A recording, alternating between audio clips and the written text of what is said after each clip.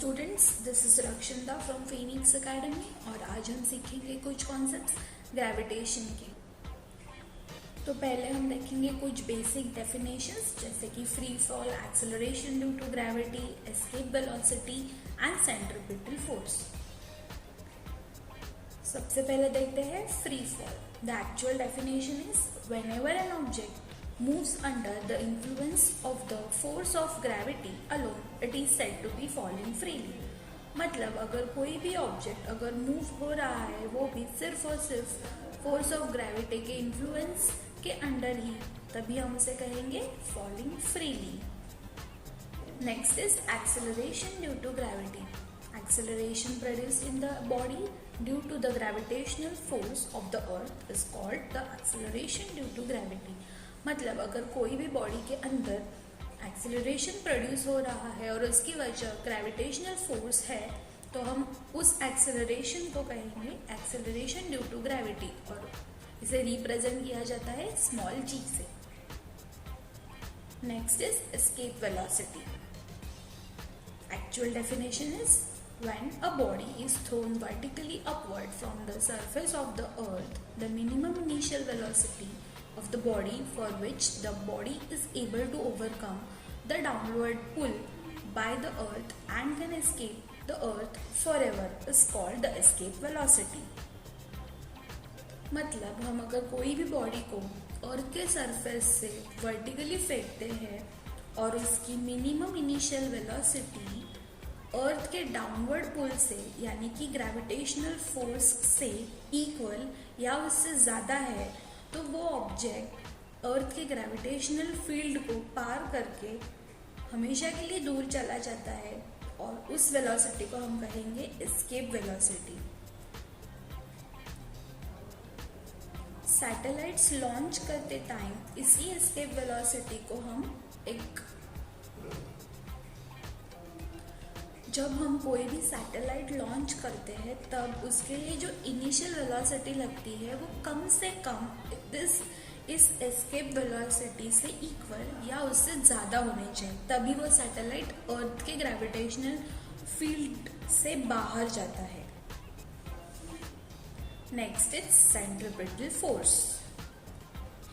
Definition is in uniform circular motion of a body, the force acting on the body is directed towards the center of the body, and this force is called as centripetal force.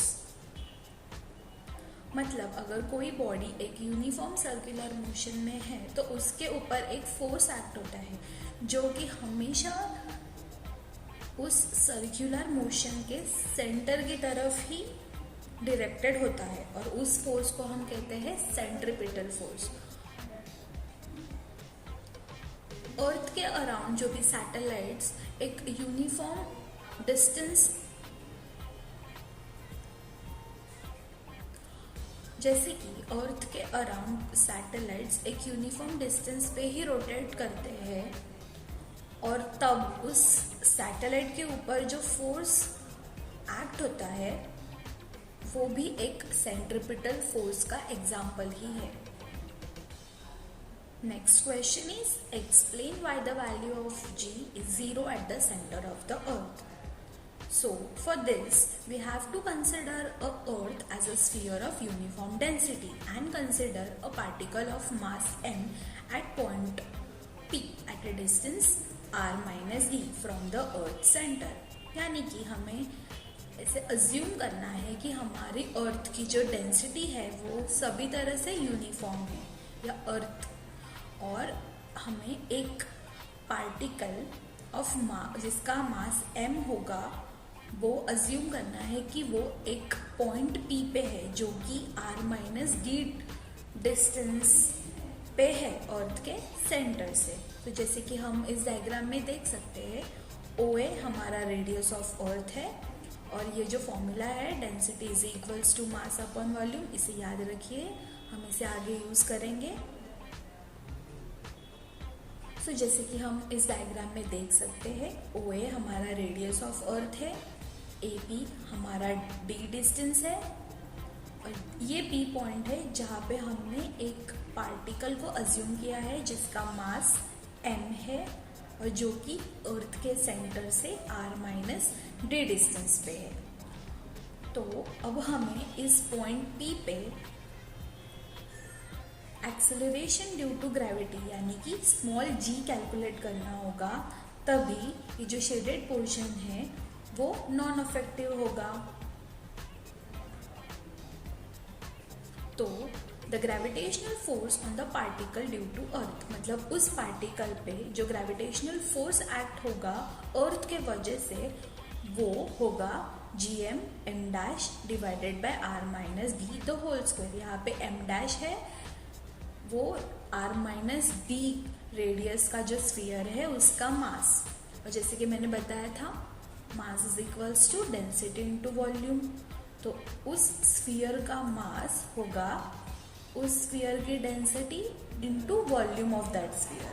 तो ultimately we get the mass of that sphere will be capital M into r minus D the whole cube divided by r cube. The acceleration due to gravity g which is equal to capital F by m। m है उस particle का मास और F है उसके ऊपर act होने वाला gravitational force. तो हमें अल्टीमेटली G का वैल्यू मिलेगा gm into capital R minus D divided by R cube. सो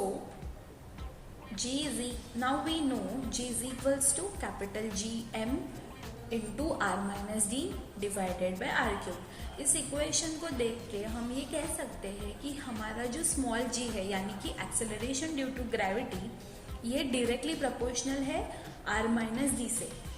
यानी कि जैसे जैसे हम अर्थ के सेंटर के तरफ बढ़ते जाते हैं हमारा d का वैल्यू बढ़ता जाता है, और उसी वजह से r माइनस डी का वैल्यू कम होते जाता है। और जैसे ही हम अर्थ के सेंटर पे पहुंचते हैं हमारा d का वैल्यू इक्वल्स टू r हो जाता है, यानी कि d becomes equal to r। और अगर हमारा d और r दोनों इक्वल है तो r माइनस डी आएगा 0, और अगर इस r माइनस डी को हम एक्सेलरेशन ड्यू टू ग्रेविटी के फॉर्मूले में पुट करते हैं तो हमें g का वैल्यू मिलेगा 0, और इसीलिए हम कह सकते हैं the value of g is 0 at the center of the earth. Thank you for watching this video.